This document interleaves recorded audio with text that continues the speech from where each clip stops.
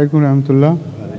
Any questions other than the questions of Mr. Bashir Hayat? Yes, we gave you some time last night, and your questions were not yet exhausted. Huh?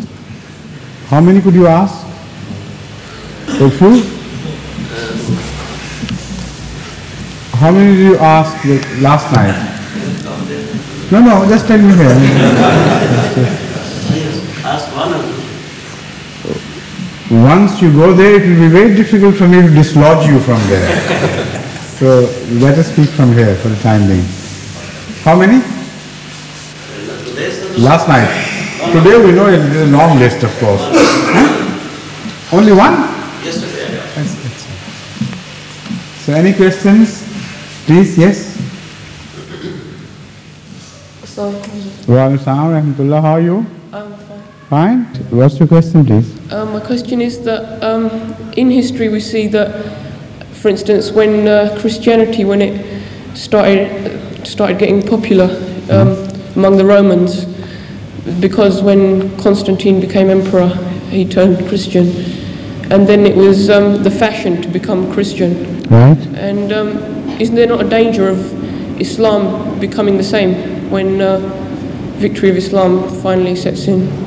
Of course, there are always dangers attendant upon such situations where a religion has become the king's religion or the government's religion. But Islam has an inbuilt defensive system. It's not an easy task to become a true Muslim. It's very demanding. And you have to change the whole pattern of your life. So, if you become Muslim, I mean somebody becomes Muslim for the sake of cheap popularity or to gain favors and things, if he can afford to change his way of life, only then he will be apparently Muslim. Otherwise, he would remain in a Muslim in name alone, and such people can easily be detected. I mean, they can't deceive anybody. During the But of course, there are always dangers, and there are always possibilities of hypocrites who can go to any length to deceive people, and they sometimes become very pious, with great, all the external symptoms which are normally related to pious people. Anybody can easily imitate them. So, they imitate them, and they also say prayers, and they have also been mentioned in the Holy Quran as such, as exhibitionists, only who show off, but there is nothing within them. So there are always these dangers and possibilities, and one has to be vigilant against them. Yes. And now, we wanted to say something else. There is something hovering on your lips which I didn't permit you to say. That this question came into my mind because during the Holy Prophet's time, yes, the hypocrites then they did. Of course, they were doing. Right. You can't do away with hypocrisy. That's the great curse, which is like a plague to human society. Now, any other question, please? Assalamu alaikum. There is a widely reported view that the poor and the disadvantaged in society tend to seek refuge in religion, supporting the popular saying that religion is the opium of the masses. Yes. What is the view of Ahmadiyyat in this popular belief? Yes, that's right. The whole history of Islam belies this allegation against Islam.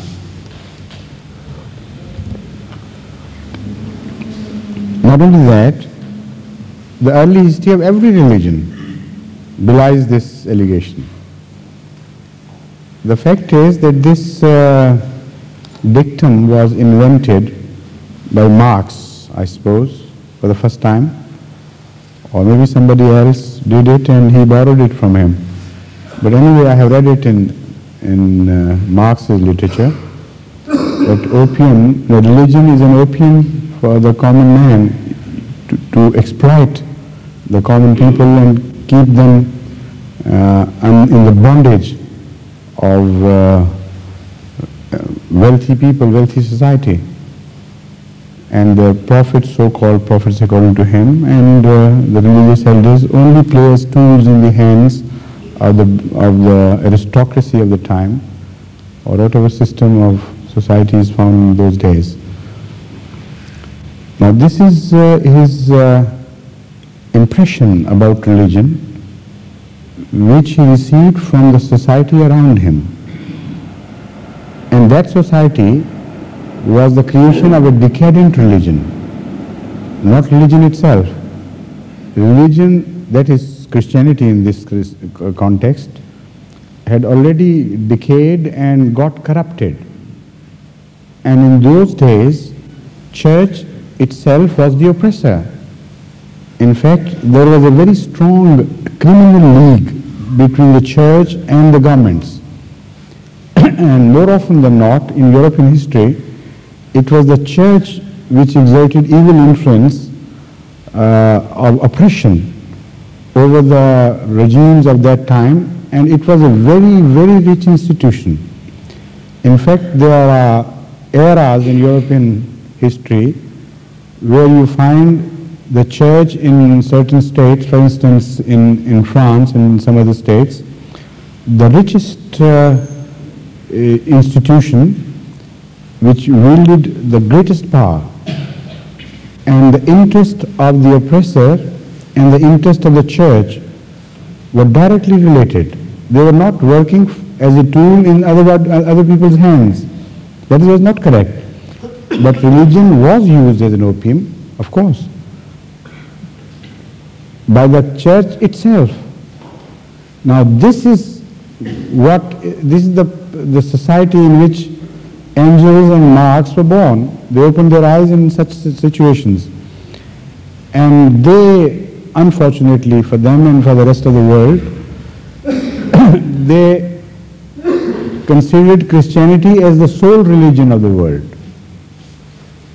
Not only that, they considered the Christianity of their time as true Christianity, and not only a bona fide representative of Christianity, but also a bona fide representative of all religion. So I don't say they do this inference wrongfully with malintention. Anyone with sanity, anyone with common sense, born in such circumstances will reach the same conclusion with common sense but limited knowledge about religion. And that is what created this fallacy, this false notion. Marx was a very intelligent person, highly intelligent person, no doubt. And within a certain sphere, he was also an honest intellectual. I don't think he went wrong intentionally. But he was a product of his time himself, as he looked at the other people as products of their times. This is what he establishes in the strongest terms, that each man is the product of his time and the product of his system. So was he himself. That is what people of today forget to note about Marx. And being the product of his time, he couldn't have come out with any other slogan than this, in condemnation of religion. But had he got access to truly religious history anywhere in the world, he would have been surprised to note that each religion started from poverty. It was never the oppressor, it was the one oppressed. Each religion started for raising the slogan in favor of the poor, not in the favor of oppressed society. And it was at that stage it was most loathsome to every powerful part of the society, whatever that may be. the rich, those in the government, those who looked after the cultural values, and also those in religion. In fact, religion was most strongly opposed by religion itself, the hierarchy of religion. And most strangely, the masses also sided with the hierarchy.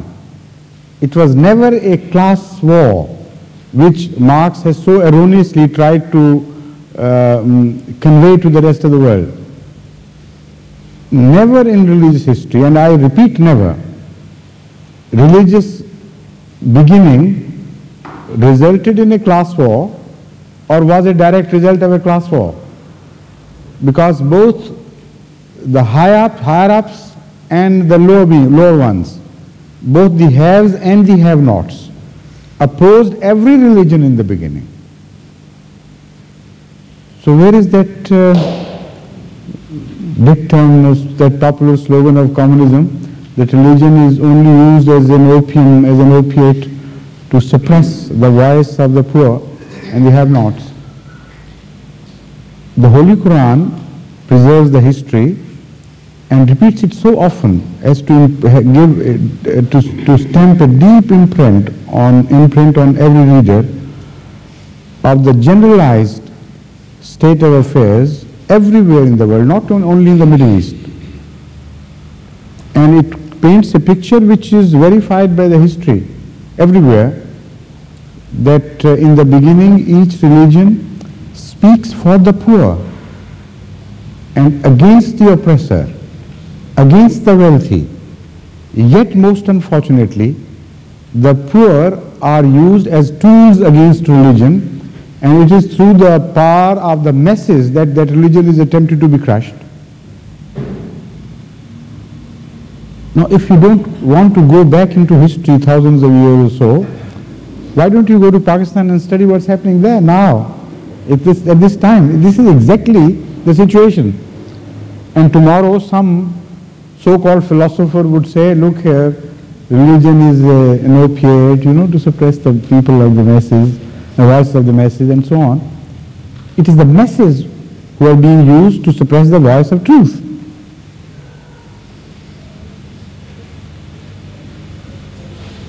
Yes, please. I went to this lecture on Wednesday, and it was all about communism. Which lecture? A school lecture. I see. And it was all about communism. And this person had come from the Communist Party itself. He was a party member Yes. of the Trotskyist group Yes. in Britain. And he'd come to give the lecture.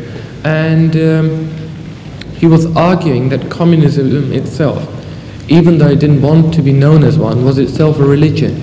He tried to point out that the hierarchy of communism, the party members, are like priests, and that the chairman of the general secretary of the Communist Party is like a pope. And he was saying that that communism is probably the newest and the most powerful religion that this world has seen in this century. I just wondered what you wanted. Already I have spoken on this subject last night when a lady asked me the question to differentiate between a culture and a religion. They are defining a religion. I gave the definition which was understandable to everyone with common sense. And once you understand the nature of religion, then communism immediately leaves the realm of religion. I mean, it finds no place according to that definition. So it is, first of all, very important to find out the definition of religion. You should have asked him to define what religion is. The moment he would define religion, then we could say that, all right, if that is the definition which encompasses communism, then everything would be a religion. And when we talk of religion, we don't talk in that sense. When we talk of religion, the fundamental, the basic character of religion is morality. Morality is the minimum definition of religion. And in communist philosophy, there is no morality. there is a denial and a total negation of morality. The very first brick of communism is built on this principle, and Marx categorically declares that the need for communism arises from the fact that man is an immoral animal, and no moral formula can compel him to remain within the four walls of his rights and prevent him from trampling upon other people's rights.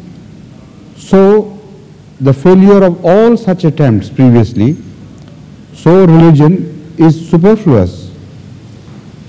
It has no place in society, because man morally is, basically is immoral, by nature immoral. So how can you rectify an immoral animal with morality? That was the argument to support the need and the necessity of communist philosophy. If, on the other hand, he had accepted the importance of morality and the role it could play in rectifying the ways of human beings, then every religion would come into its own immediately. It would become a competitor with other systems. And this is exactly what they wanted to avoid, the leaders of communism. This was not only the view of Marx, it was also the view and established practice of Lenin. He was very, very strong on this issue, and he would never tolerate any opposition on this. A very important comrade who had worked hard and long with great sacrifices for the cause of communism in his time was expelled and was brought to nothing just because he had committed the crime of raising the slogan of morality, not against communism but in favor of communism. So it was a word tabooed for the communist world. So when you start with morality as the fundamental feature of religion, there is no place for communism. And why I call it the minimum? Because in certain religions, of course, there is no concept of God, in the present day. So we have to accept the minimum definition. But the true definition of religion does not stop at that. It conceives of a being which is above us, which owns the universe, which has the right to dictate terms, which has designed the universe and designed it for a purpose. And what that purpose is, that is the being who should know and tell us about it. So there is a requirement of communication with that being. And once that communication is established, a religion is born. That is religion in its true definition. So whatever way you define religion, communist has no place in religion. Communism has no place in religion. Yes, please. After that. Yes, please. Zura, I think that the aim of communism is to eradicate any opportunity of committing any crime.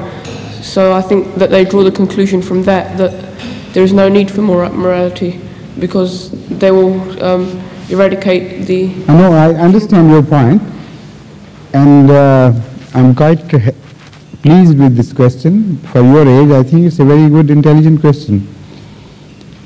Well, it was not a question, an observation, but based on partial truth.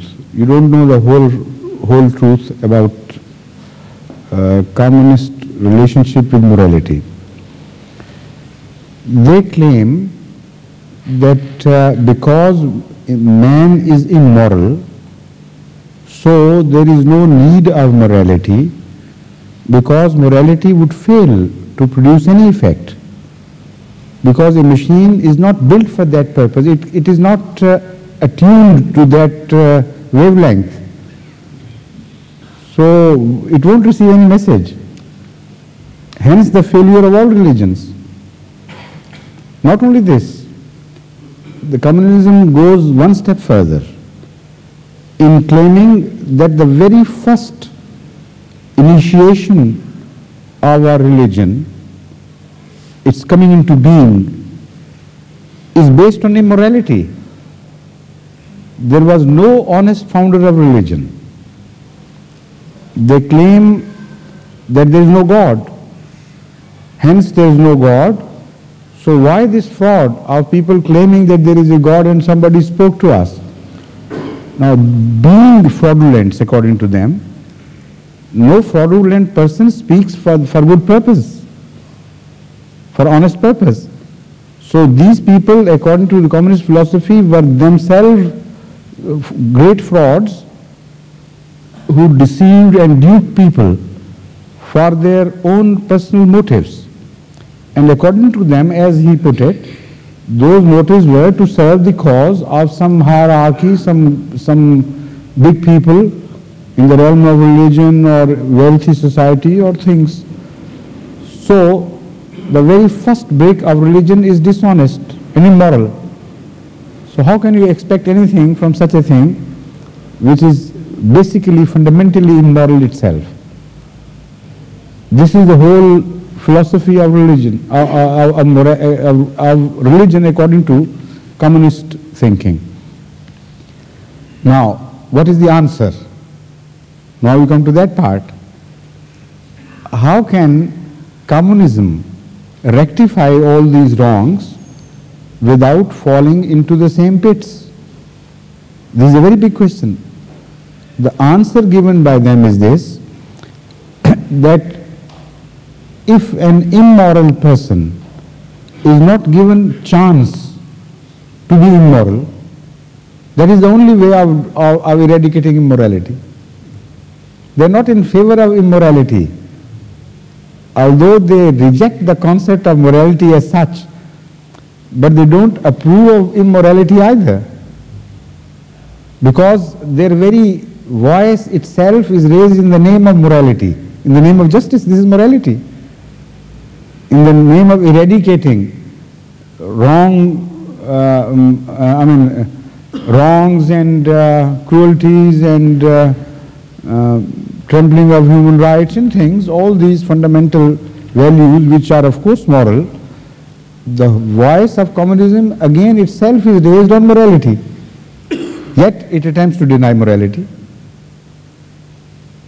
Now this is a very interesting dilemma, very interesting paradoxical situation. If you study communist claim from this point of view, you cannot avoid reaching the conclusion that there is no morality in man except in the foundation of communism. There is no morality in man except to be found in the very founders of communists themselves. The very idea of dispensation of justice was based in an inbuilt deep morality, sense of morality. Otherwise communism would never be born itself. And that morality, according to them, was found in the heart of Marx and Engels and other philosophers of communist world. Otherwise it would never start. To have sympathy for the poor, for the wrong, for the underdog, to be sensitive to the miseries of the people around, that is what gave birth to communism. And what else is morality? If man was basically fundamentally an immoral animal, why this sensitivity and pain for the suffering humanity? But forget it for the time being. Now we proceed further to examine how they claim to rectify the situation without morality. They say that in water, for instance, if the surface in one place is higher or raised higher than the other, it would tend to fall back and become level. But if the whole surface is level, it can never be unlevel by itself. So no temptation. Remove temptation and the crime would disappear. Remove unevenness from the society and the society would perforce become moral, not in the sense as religion calls morality, but willy-nilly it has to become moral. That is, lack of morality will lead to a sort of morality when there is no temptation. So perhaps the very first declaration of sin and crime with regards to temptation and its relationship to temptation was in the minds of the communist leaders. It must have been lurking behind subconsciously. So they thought, all right, eradicate temptation, and there you will be in a perfect society which has reached perfect equilibrium. So ups and downs should be removed. Now, according to various substances and their textures and their cohesive powers, the reaction of ups and downs is different. And there is always a fundamental relationship between the texture and how far ups and downs can be tolerated by a certain material. For instance, if you turn wheat into a heap, it can reach a certain height, not beyond, unless you artificially raise the height by giving supports from the sides. And after that, automatically the wheat grain would start falling and slipping down. And also you repeat this experiment with rice, and the grains of rice would behave in the same manner, but differently in the sense that the height reached in relation to volume would be different. Try to repeat the experiment with a slippery surface grain, which is very extremely polished and slippery. The height gained by that would be very little, very small as compared to the other. And now try to make a heap of water. It will be made but immediately fall down. So the society in each country has its own inner weaknesses and has own inner potentials for communist revolutions according to this philosophy. If there is a more sensitive society and the artificial levels of height and depth have reached the critical stage where the society must tumble down of itself, of natural forces, no more toleration can be expected, then such a state would be ripe for communist revolution. And then they would say, all right, remove all heights and differences between height and depth, and everything would fall into one level ground, and then there would be no temptation for anybody. This is apparently a very sound scientific projection of mind, but not a scientific theory in itself. Projection, because it is a very limited projection in only one direction, which conveniently overlooks many other features of human nature. It is not only the unevenness of material resources or wealth which causes this unrest in human society and creates temptation. Man is a very complex animal. Man has so many regions of interest that he must find some ways to rise above his fellow beings. That desire to rise and gain more in any direction is so powerful in man that no communist philosophy or any attempt by any world government can eradicate this will in the man. And this is what was wrongly seen as immorality by Marx, because he didn't know the true nature of man. That nature has its root deep in life, roots in ages and ages before man, eons before man was born. This is the fundamental of life itself, to compete and to gain ascendancy over others. And that is the struggle for existence, for the betterment, which has created the forces required for evolution. This is in fact the only power which has been moving the wheel of evolution. Remove this and the life would come to a standstill at its very earliest stage. Now this was totally misunderstood by Marx, and this is now the only factor, the most important factor I should say, which is going to undo Marxism, and it has already started undoing it. And Marx himself unknowingly admitted this fact in one of his letters written to Engels. You know, in his last days, he spent a miserable life in England, in London. One cold winter, he was suffering very much, he required money, and he had to earn his living as a laborer. Now,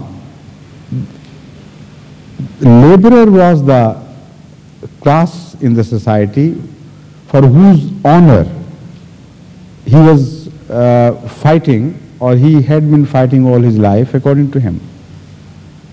And he said this is the most honorable part of the society which must gain ascendancy over every other class. But when he went to earn his own living as a laborer, he felt so diminished, he felt so, low in his own eyes. He felt so degraded and insulted that he wrote a very pathetic letter to Engels.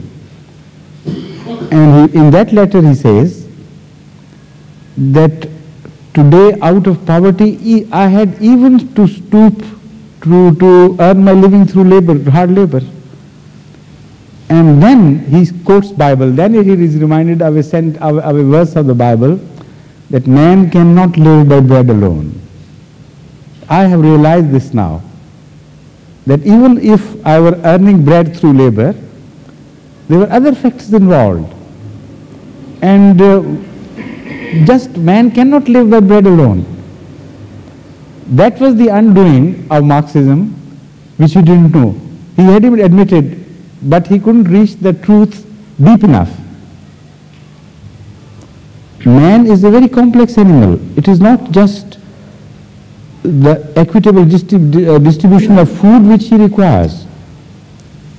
He has many, many desires which create a position of immorality or morality, both.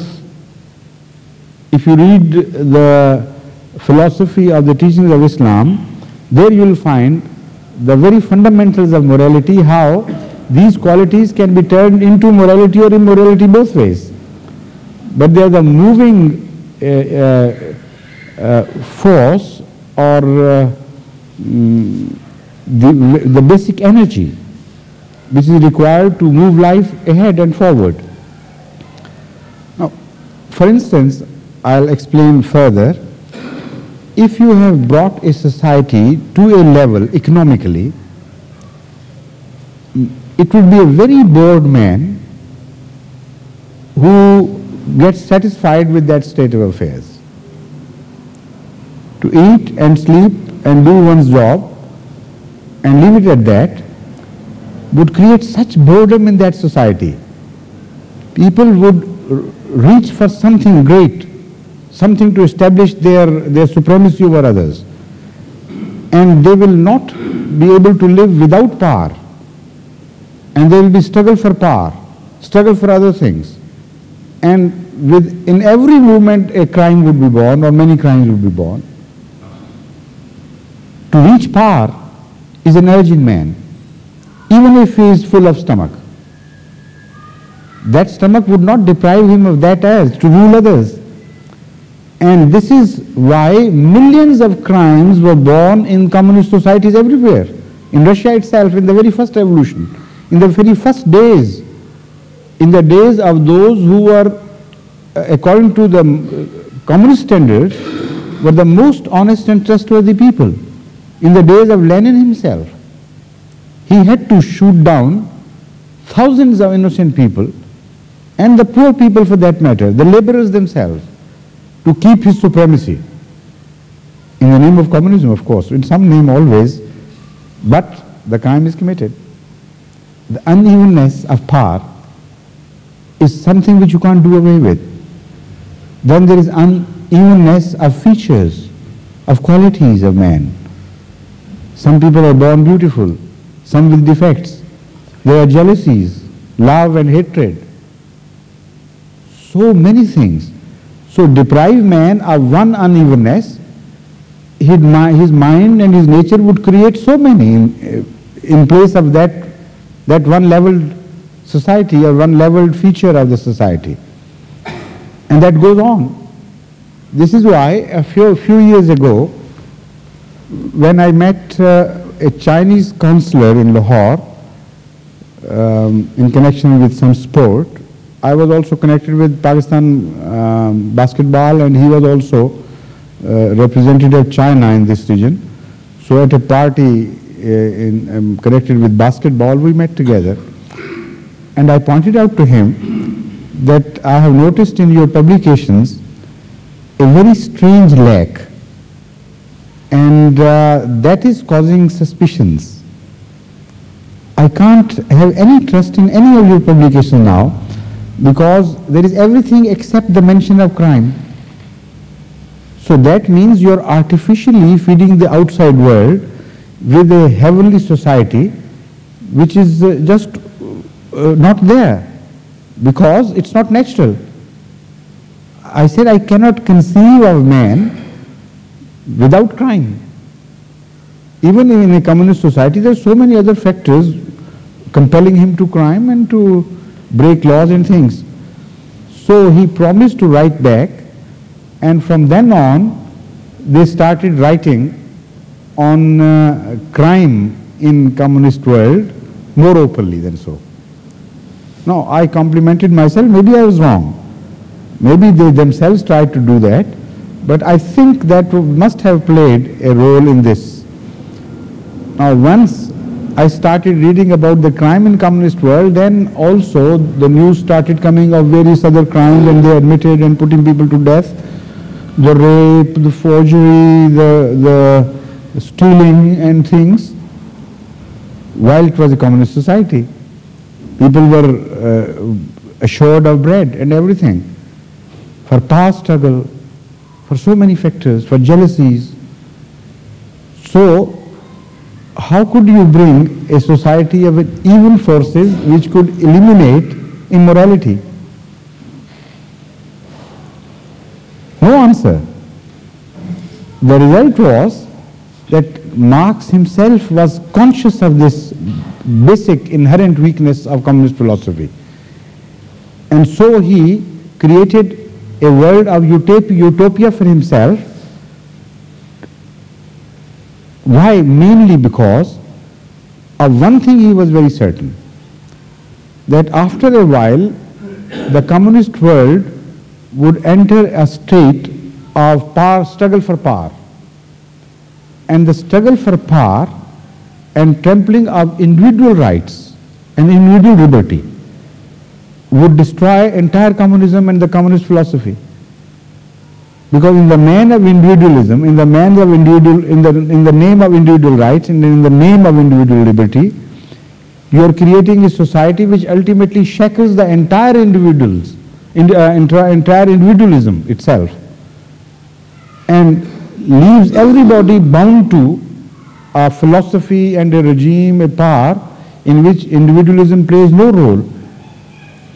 And whoever comes to power through hook or crook stays there and knows no morality to check himself. So what is the answer? Then he built that utopia which I have referred.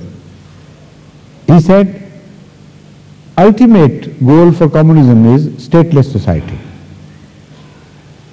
When we reach that stage, that would be the heaven on earth. But how stateless society? Because there are other forces compelling men to commit crimes.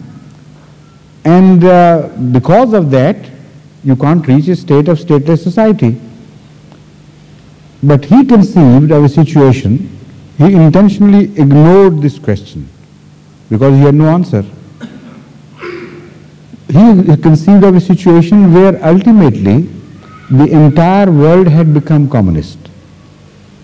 So he said, because communism has its dangers from those states alone which are non-communistic, so we have to keep an army and a state. Otherwise, there is no need to, because if you accept the requirement of a state, then immediately power struggle would start, and that would annihilate and negate communism. So he ultimately conceived of a situation where, after initial wars or a chain of wars, ultimately communism would become victorious over the rest of the world. Then all the states would break and say, now you have become even, so live for yourself and enjoy life as such. What a stupid ending for a very brilliant idea to begin with. How unfortunate for communism that this is what they conceive and this is what they call logical, and they consider it possible that this may happen in the world. It's impossible. They have to fight with the crimes, and those still today, and some crimes are in such abundance in the communist world that they are thinking of creating ministries, new ministries, to fight those crimes, despite the fact that they have nothing to do, according to them, with the distribution of food. They admit it. After you have distributed food equitably, will your desire end there? If a man is assured of food, will he not look elsewhere for other amenities of life, for other things which some powerful people would continue enjoying in his presence? And desire of money itself, without use. How can you eradicate that? Desire for possession, for something your own, however small it be. All these factors are so deeply rooted in the human history and the history of life itself that communist philosophy has absolutely no answer for such factors. So, because a man is a complex being, so the only answer which will fit the requirements of man can be given by the Creator, who knows the inner being and the inner intricate workings of human machine. So apart from other things, this is the need for religion. If there is God, of course. If there is no God, then Marx would not be able to step into the feet of God, because he himself is an ordinary person. Then he falls much short of the requirements for a Superman. Yes, please.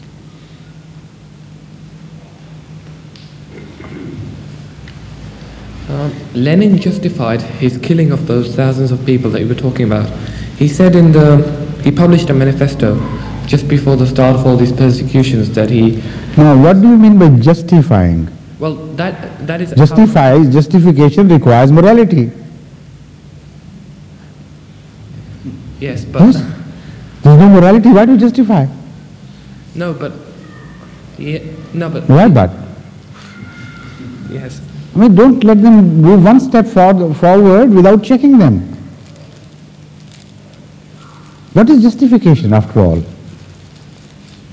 It's the basis of morality. Huh? It's the basis of morality. You have, Of course, and there is no morality. So forget about justifications. He did it, he had the power to do it, and that's all. In the ultimate analysis, communism can be described as the law of the jungle. Might is right. And this is exactly what communism is. They think the philosophy can only work if the might is right. And they say because the might below lies not in the head but in the feet. Might belongs truly and really to the lowest rungs of society, to the lowest level of society.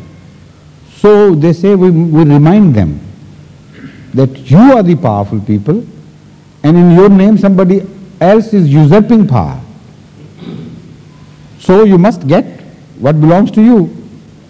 And the moment you get it, hand it over to the Communist Party, so that then we look after it as we please. This is in a nutshell what the communist philosophy is. And the sense, what is morality? It's not involved here. Might is right. So Lenin was mighty enough to suppress whatever was against him. Yes, please. My knowledge, I think that Please go to the microphone and speak. ये ठंडा हो गया बिल्कुल ही.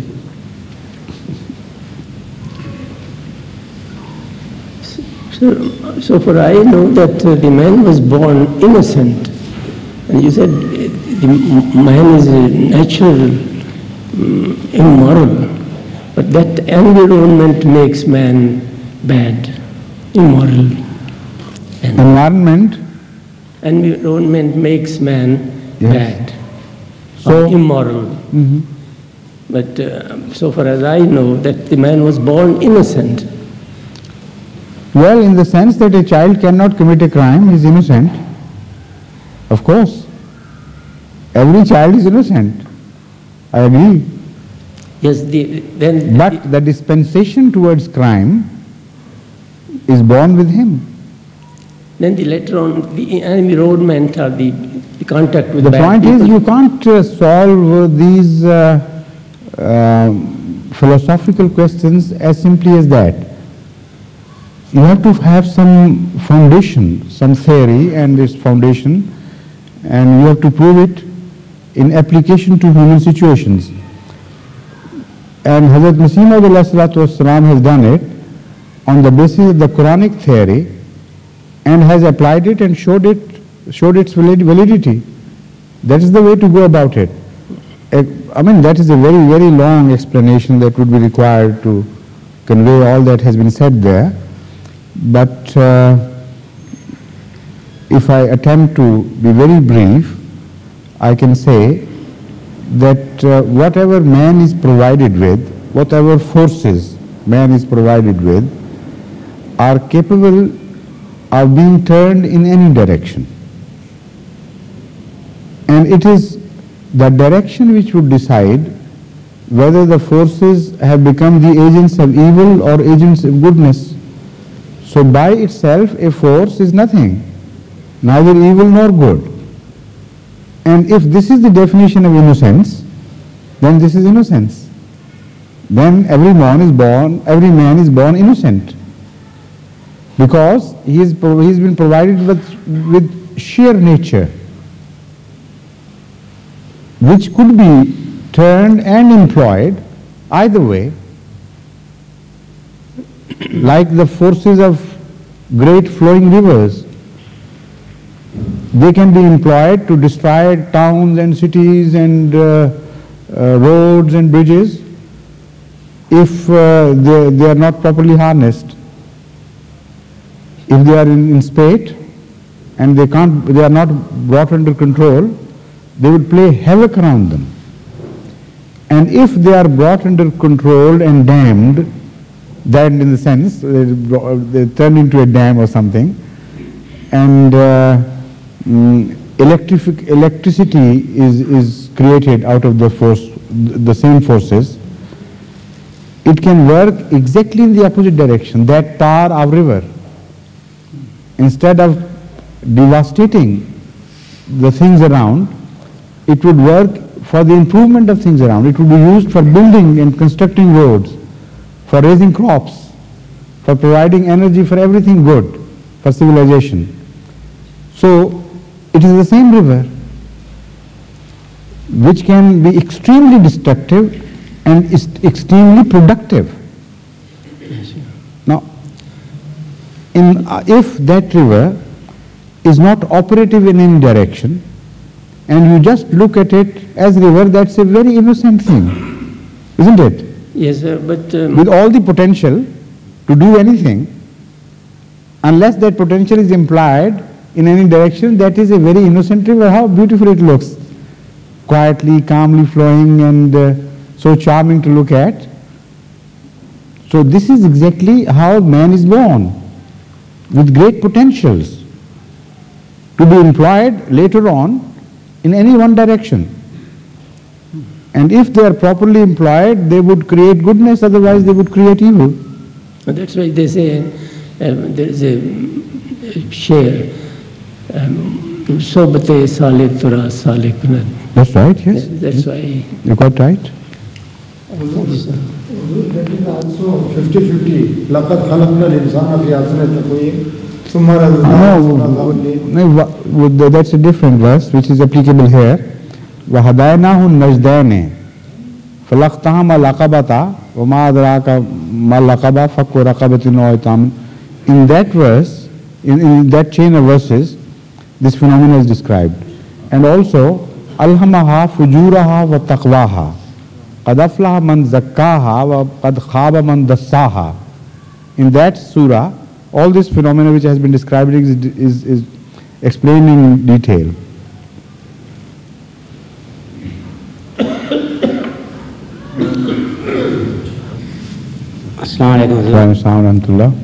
There was a question put to me by my daughter Saliha that she read in Hadith that as the son of Adam, he killed his brother and he was the originator of that sin.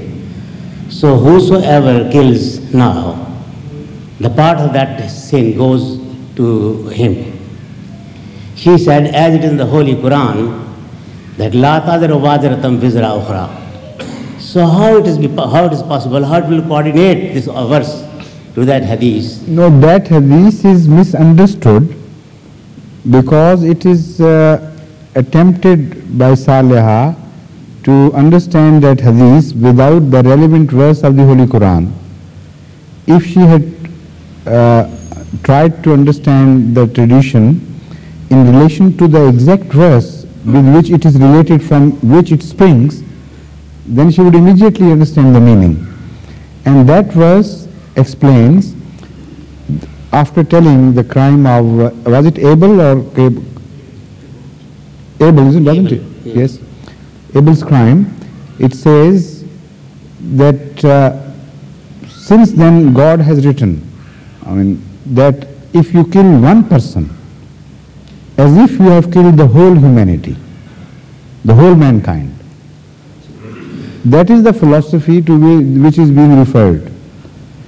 The sin of Adam was apparently killing of one man, but according to Allah, if you kill one man, in fact you kill one universe. And this is the deepest truth which you cannot reach without the help of the Holy Quran. Nowhere else in the world of philosophy you would ever reach this truth. And this is the most beautiful thing to say, if you understand the true import. Yeah. The import is that the world itself is nothing without the man's consciousness of the world. And whatever is the universe, if you remove the observant eyes and the understanding mind, comprehending mind, what would be left? Can you imagine? Yes. Without the observer, the object disappears, as if.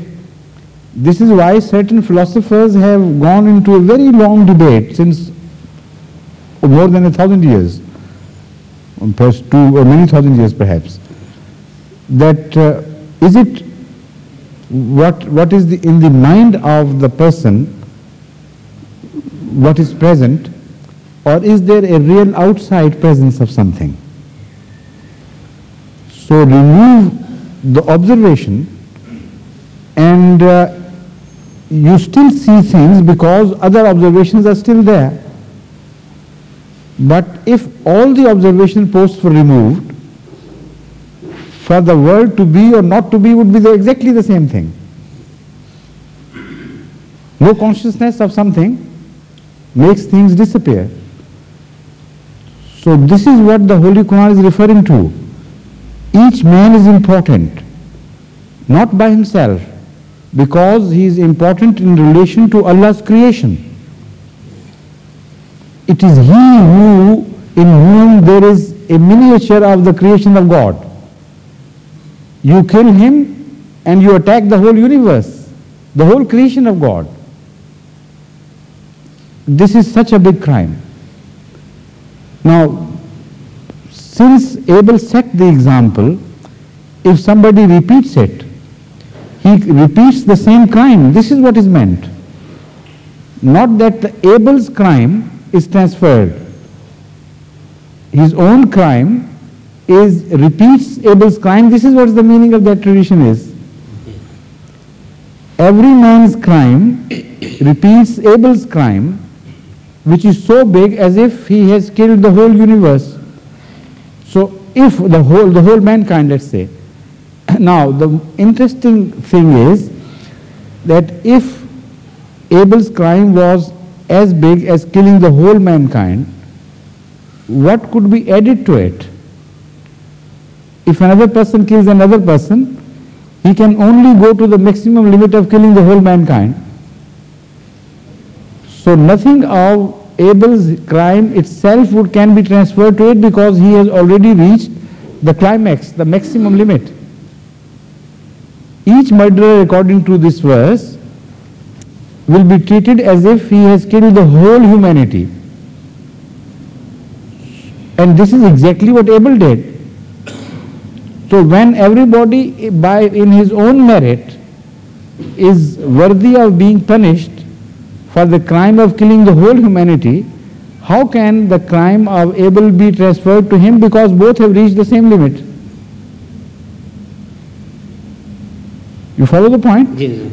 So Hazrat Sallallahu Alaihi Wasallam wants to refer to that, the verse of the Holy Quran, to show the importance of this crime of killing others in the eyes of Allah. Importance, ignominy, what do you call? Enormity. Enormity of this crime. He reminded us that what Abel earned will be transferred to you. That is to say, you will be treated exactly as Abel was treated. What punishment is in store for him, because you are committing the same crime, this will be your punishment. And by that he was referring to the verse of the Holy Quran, where this incident was mentioned.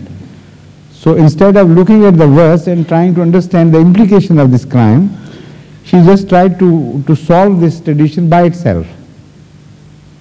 There is no contradiction. But Hazur, there was another question in the same respect from her, that repentance of sin takes the sin away and makes the person forgiven. And she said, by itself? Repentance. By itself? Well, for God has to forgive, not by itself. Pardon? God has to forgive. Of course. So don't call repentance in itself. No, if person repents, well, he is... There is a possibility. A possibility. Now, the best way of putting this would be that if a person repents, there is a possibility of his being forgiven. Also, if a person does not repent, there is a possibility of his being forgiven as well. But in this case, less possibility, and in that case, greater possibility. This is exactly the true state of affairs. Now, what is your question? Question was this, that Holy Prophet Muhammad Sallallahu Alaihi Wasallam said that to be ashamed on a sin is repentance. At-tawbatu an-nadamatu. At-tawbatu an-nadamatu. Yes. It means tawbah is repentance. Yes. And it is in the Holy Quran that fasba min an-nadimin.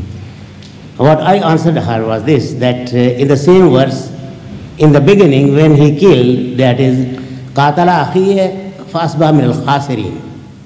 But where it is asba min an-nadimin, that is when he saw that stranger, he is covering the dead body. Again, you are in fact looking at the traditions of Hazrat Sallallahu Alaihi Wasallam very technically. At-tawbatu an-nadamatu does not mean that they are exactly one and the same things. That only means that there is no tawbah without nadama. The real tawbah, the real repentance begins with a sincere feeling of discomfort within, of misery for oneself. What I have done. And if you are making a tawbah without that, that is no tawbah. Yeah. That is the meaning. Yeah. It does not mean that, number one, that every nadama, it turns into an effective tawbah. It doesn't mean that. Nor does it mean that every tawbah would be accepted automatically, as which I negated in the very beginning. So your question had actually fallen at that time. When you conceive what the phenomena of forgiveness is in true perspective, then this objection is not raised. Because tawbah by itself is not enough to win you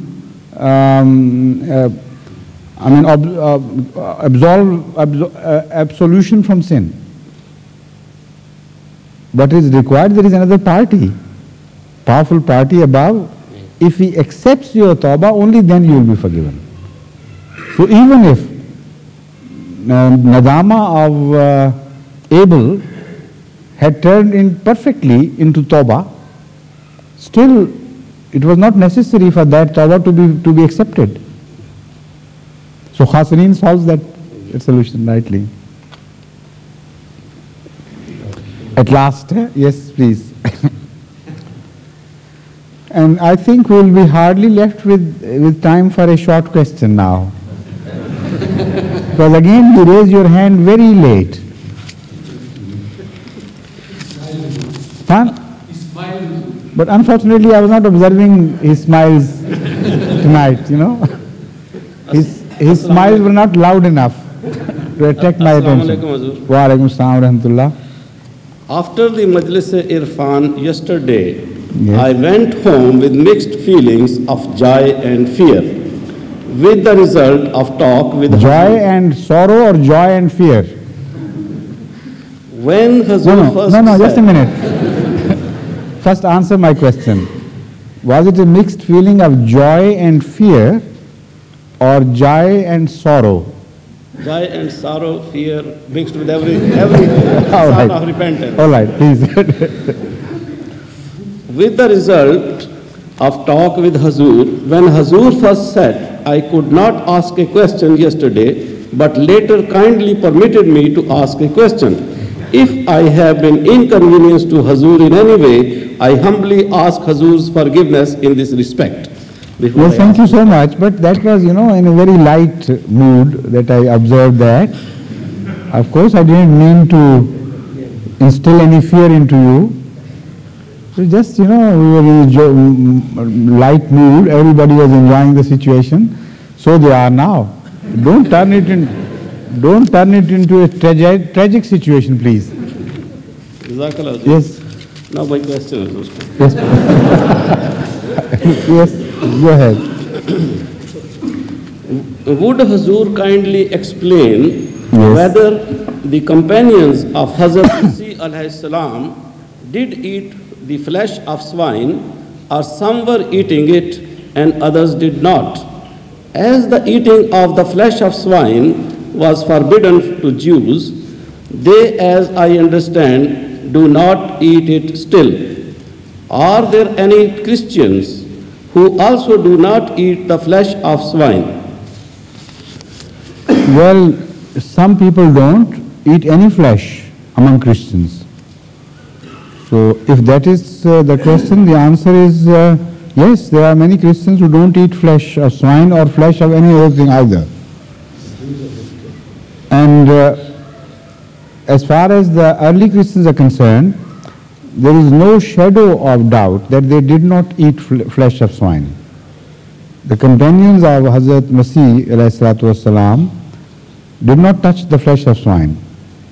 They hailed from Jewish society, and even if, as wrongly attributed, Hazrat Masih had changed the Sharia of Torah, changed the law of Torah and permitted things which were not earlier permitted, even then they could not have psychologically eaten the flesh of swine, because the hatred right from the childhood against this and the psychological abhorrence of this flesh was such an important, strong factor in their lives that they simply could not have. And there is no evidence whatsoever. There is a reference in the book of Acts that once Peter went with... But he was not a companion. And he... No, which, Peter, you said? Yes. Yes. There is a reference in the books of Yes, Acts please. that the Peter once went to the Gentiles. I thought St. Paul you said, yes. No, the Peter. Yes. And he ate with them and preached with them. So when he came, the 11 disciples were contesting with him and accusing him, why did you eat with them and why did you preach? Exactly. That's right, yes. And that eating was due because they thought he... But there, even there, it is not said that he ate swine, flesh of swine. It is not said. That I know. But he justified himself saying that I saw a vision and that... Oh, that's right. It's a clear proof that none of the disciples have eaten at any time the swine flesh. No, there is also a clear proof that one of them faced the risk at least of eating the flesh of swine. If he ate with the Gentiles, because they used to, but what I said was a different thing. I said there is not the slightest evidence that any of his companions did eat the flesh of swine. So it holds still good. Even in view of this statement, it holds good. And the attitude, as you have said, is made clear that 11 against 1, it even abhorred the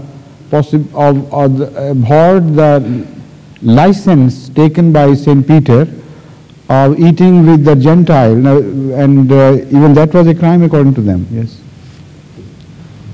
Hazur, in this respect, I have brought the references of Bibles and all this, but there is no need to open that chapter. Thank you. For this question, I had to consult different theologians and all this. Yes, you have done. I had put in a lot of labor you have. We all thank you, and we thank you more for not revealing all these. Reciting every reference. Thank you. Very kind of you. To ask one more question? Yes, there is a chance. Any chance? Yes, please.